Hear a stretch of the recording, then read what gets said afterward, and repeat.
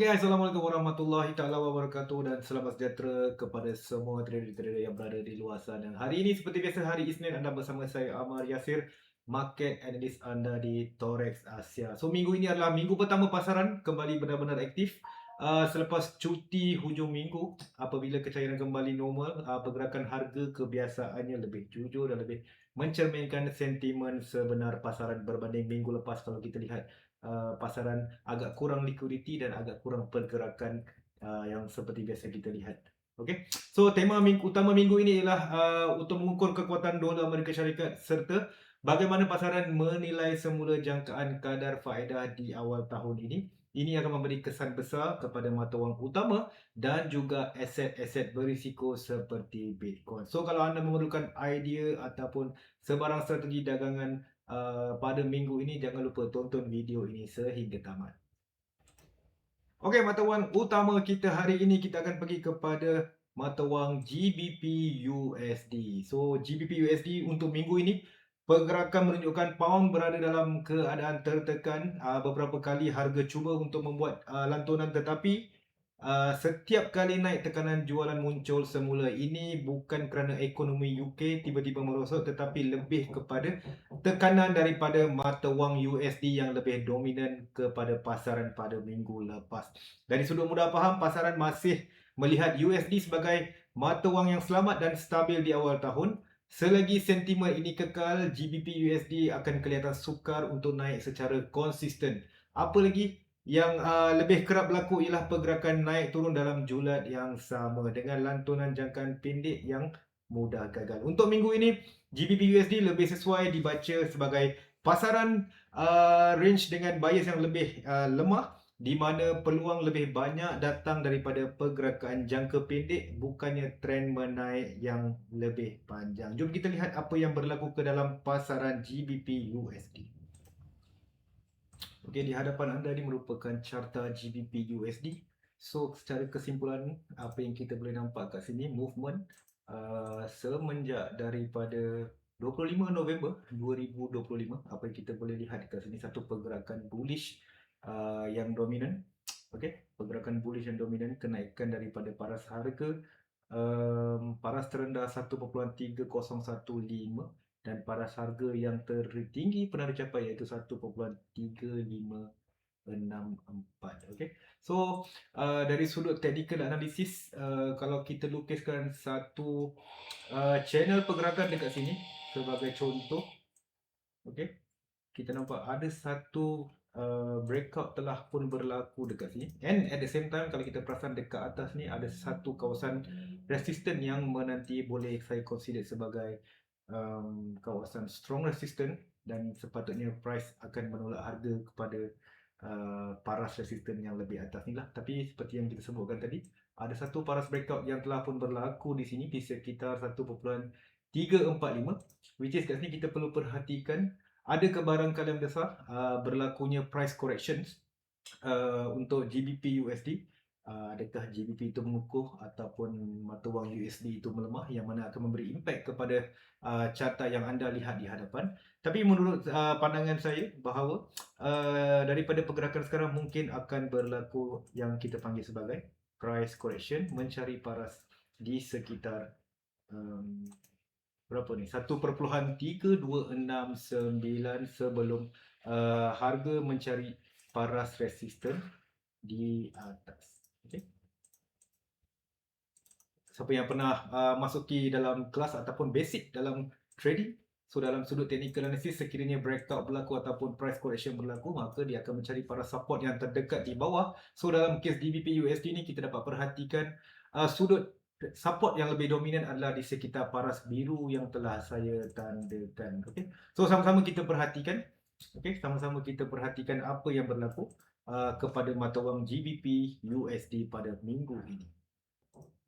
Okey, seterusnya mata wang kedua kita merupakan mata wang Euro USD. Euro USD pula menunjukkan struktur yang lebih stabil berbanding GBP USD tadi, tetapi masih berada di bawah bayangan USD yang mengukuh pada minggu lepas. Pada awal minggu, Euro cuba bertahan, namun setiap percubaan untuk naik lebih tinggi berdepan tekanan apabila USD kembali mendapat mandat dalam permintaan pasaran. Secara ringkas, Euro tidak cukup lemah untuk jatuh agresif, tetapi juga tidak cukup kuat untuk naik dengan yakin. Ini menjadikan Euro USD bergerak secara perlahan dan berhati-hati, banyak dipacu oleh reaksi terhadap mata wang USD, bukan kerana faktor dalaman Eropah yang besar. Untuk orang awam, mudahnya Euro USD minggu ini berada dalam mood tunggu dan lihat, harga pergerakan yang lebih mendatar dan kecenderungan perlahan ke bawah, sementara pasaran menunggu pemakian yang lebih jelas untuk menentukan arah seterusnya. Jom kita lihat apakah yang berlaku dalam pasaran Euro USD.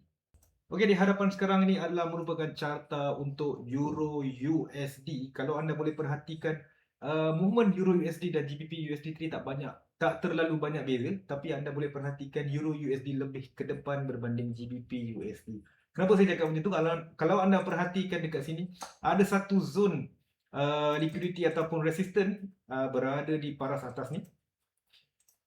Kita tandakan pada warna merah jambu di sekitar 1.1868. Okey. So kalau kita tengok movement Euro USD tak jauh pergerakannya, sama seperti GBP USD tadi. Satu channel bullish yang terbentuk semenjak daripada 25 November 2025. Pergerakan bullish berterusan dan akhirnya berlaku satu breakout di sekitar 1.174, breakout, retrace dan juga price mencari paras bawah sebelum menyambung membuat lantunan pada harga 1.1616 yang ditandakan support pada warna biru.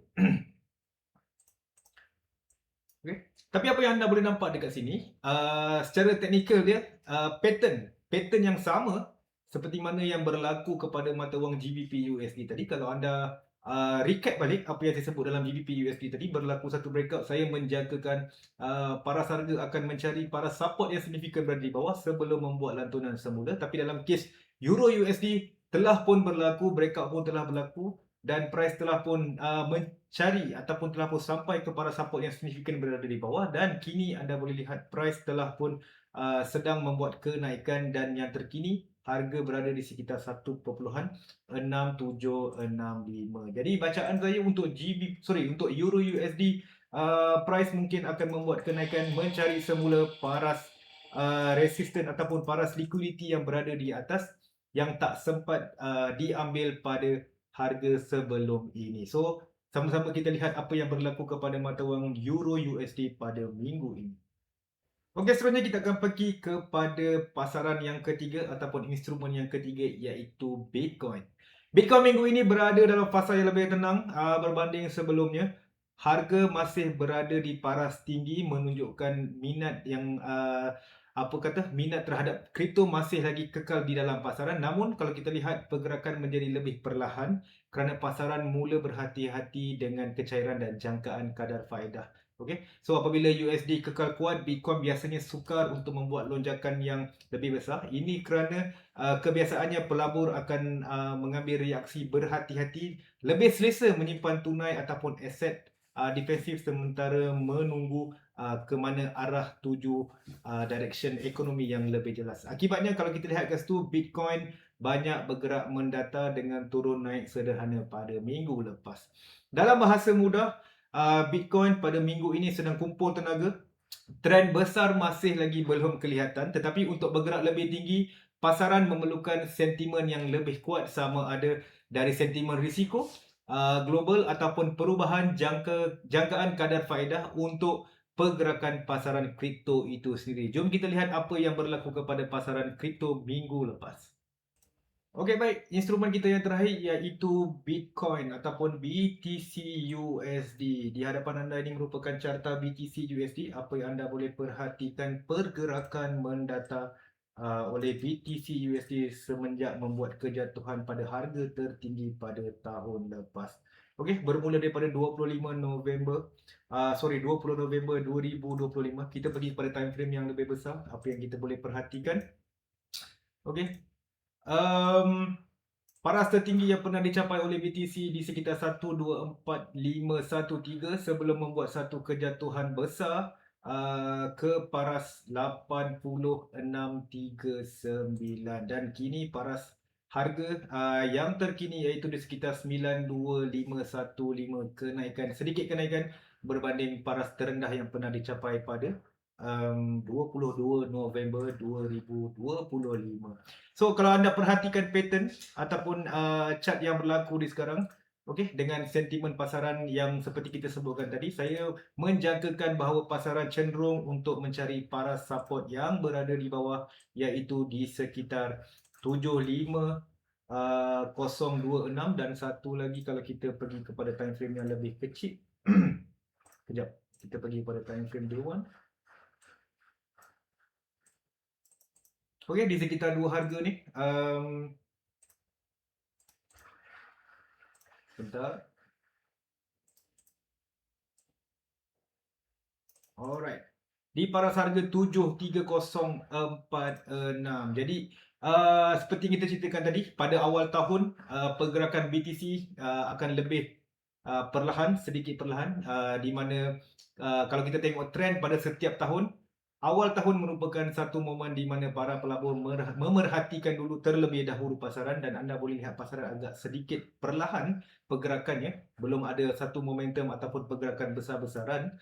Okey. So perlu berhati-hati sebab BTC sekarang ini masih lagi cenderung kepada bearish ataupun pergerakan mencari para support di bawah. So saya menjangkakan bahawa BTC akan mencuba mencari para support yang terdekat, iaitu di sekitar seperti yang saya sebutkan tadi lah, 73,897 sebelum membuat keputusan sama ada untuk meneruskan penurunan ke bawah ataupun kenaikan ke atas. Sekiranya price berjaya menembusi para support yang kita tandakan, saya jangkakan BTC akan mencari support yang kedua, iaitu di sekitar 53,640. Tapi seperti yang kita ceritakan dalam fundamental news yang kita baru ulas sebentar tadi, BTC secara teknikal dalam pasaran masih lagi mendapat permintaan tinggi. Cumanya beberapa isu-isu teknikal ataupun sentimen yang berada di pasaran menyebabkan